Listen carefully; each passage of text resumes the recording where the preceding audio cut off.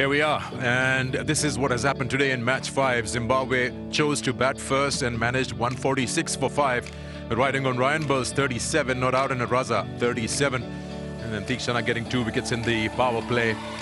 Sri Lanka, strong response, 148 for 1. Pathum Nissanka, 98 not out, and Mendes getting a 25 not out. Did the job. Sri Lanka winning by 9 wickets and getting their first 2 points in the Tri-Nation points table. And this is what it looks like now. Now there's a strong position for Sri Lanka. All they need to do is do well against Pakistan day after tomorrow. They've also helped themselves slightly in that net run rate from -2 to -1.32.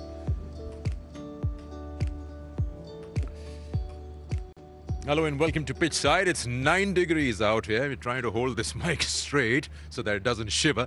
And we've had an exciting game. I think Nissanka's innings has warmed us up. He did so well, and this is the Sri Lanka we know out there, and they did stamp their authority. To talk on that, we've got Russell Arnold to my left, and to his left is, of course, Dushmantha Chameera. Thank you very much for joining us, gentlemen. I'll start with you, Chameera. A quick word. We've been making our own assessments here as to what Sri Lanka must be discussing on the days off and the practice sessions. What's been the talk or the chat that this strong performance has come out today? Yeah, today is must-win game for us. So we discuss, especially when we bowling, especially in the power play, we try to bowl good length, wicket to wicket. Then in the batting also we discuss, when especially last few games in the power play we lose few wickets. So batting the few balls take some time, and after batsmen then can go hard. So that's our plan, and I think today we did a complete game, especially in bowling, batting and fielding. That's what we want. What's the plan for the cold? No plan. We have to accept that. Tell me something, there are different roles. We've seen spin has had a say on these surfaces, and you as a fast bowler, you understand your role, what you need to do. You didn't get wickets today, but you were pretty economical. So tell us, how do you change your workload from a power play bowling and then to a later on bowling?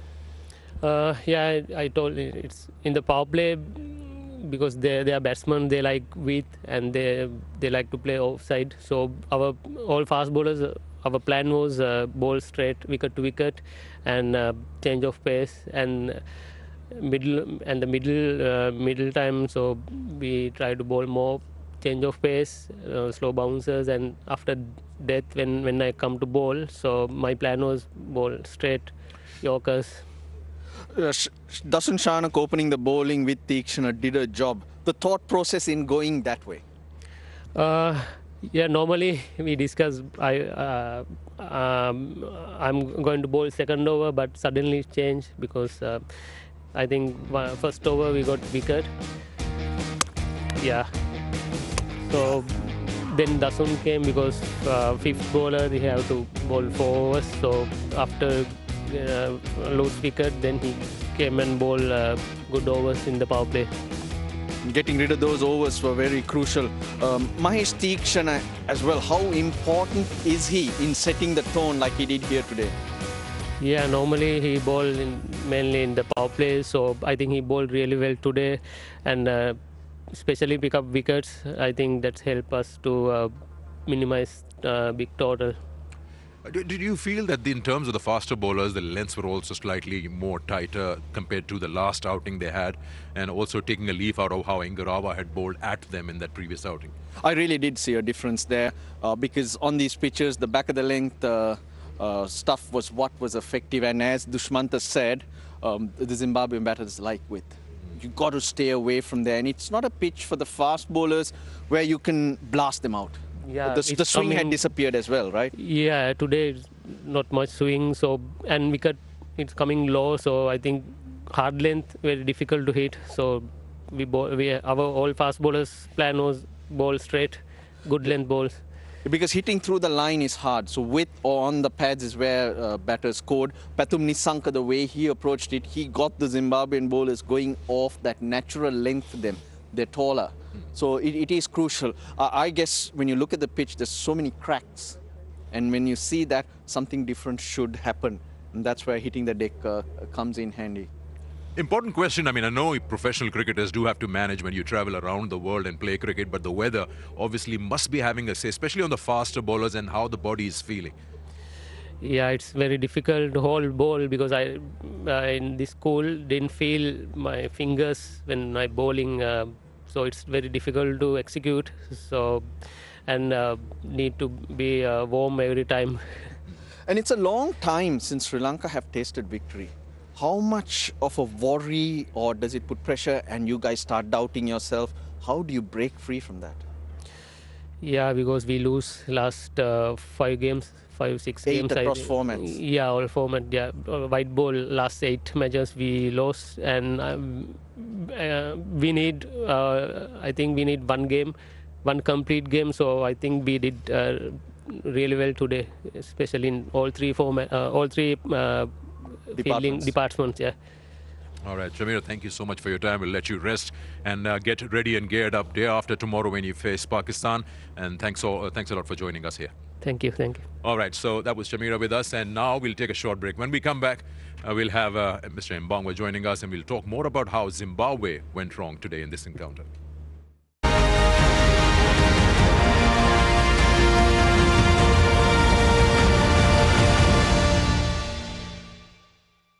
Welcome back to Pitchside, and we're being joined by Mbangwa here, and I'm going to quickly straight away get into Zimbabwe's performance today with him. According to you, what's your assessment? Where do you think, after winning the toss, what went wrong?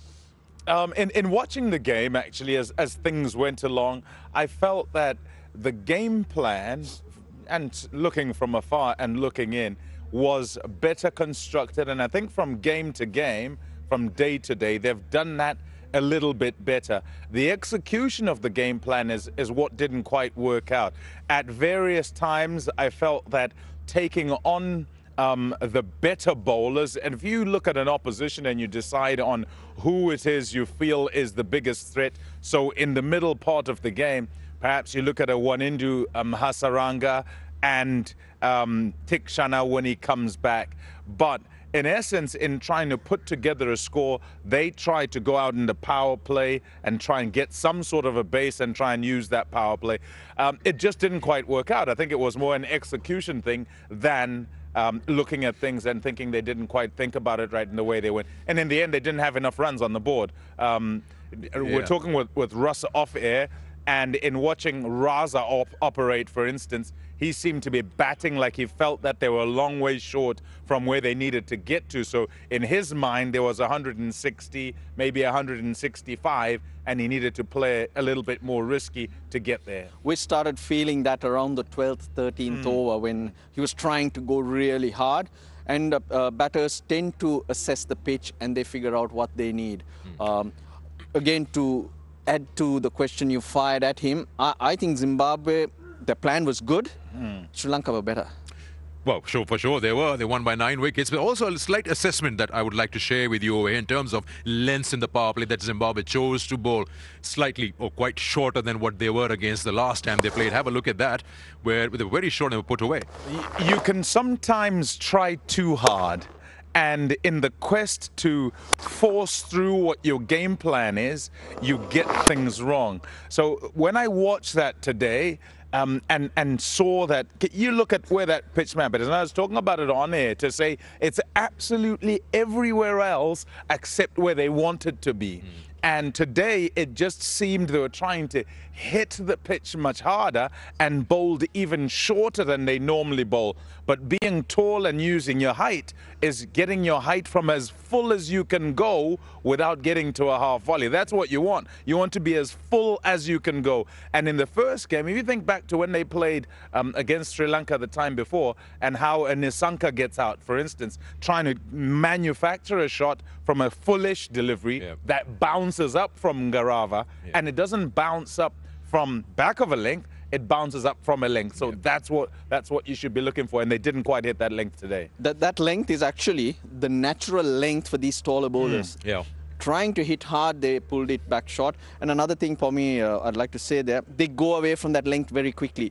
Even against the Pakistan team, there was a couple of bottom edges of Farhan Yeah.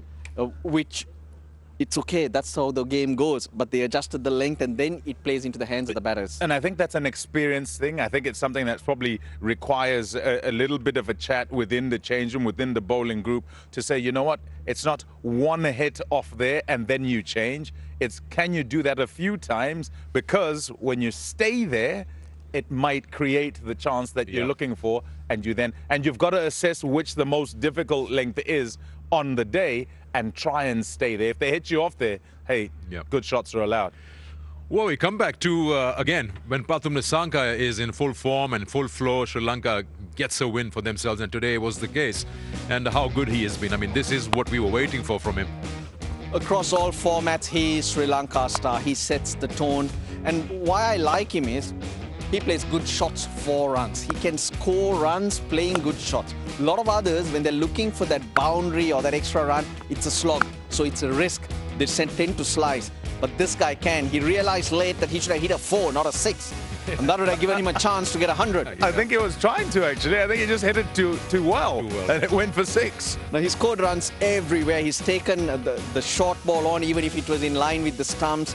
He's shorter in height and hence very good judge of length. That's why he's so important for Sri Lanka right at the top of the order. Now, he got 98 out of that 147. Even though Mendes got some runs, he wasn't as fluent as he'd like. But hopefully the time he spent in the middle will put pressure on your boys.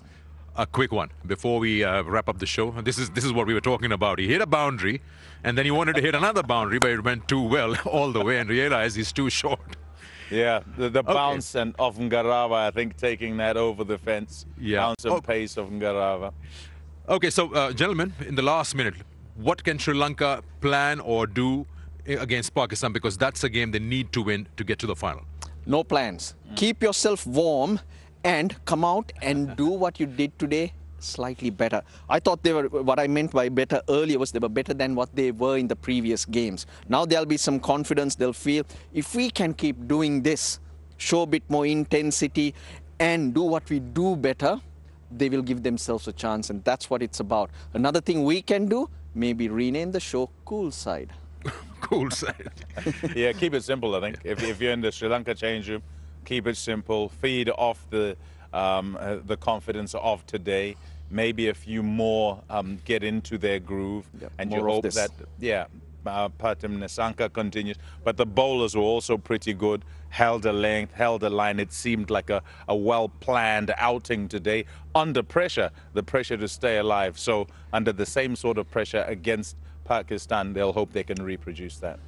All right, great. So here we are now, just to tell our viewers that Sri Lanka and Zimbabwe both are in it with a chance to get into the final, and it depends on who wins this match, Pakistan versus Sri Lanka. If Sri Lanka wins, they go to the final. Otherwise, Zimbabwe gets an opportunity. Hope you've enjoyed our coverage. Do join us with this one day after tomorrow on the 27th. We'll be here at 5:25 in the evening from the Rawalpindi Cricket Stadium. Until then, it's good night.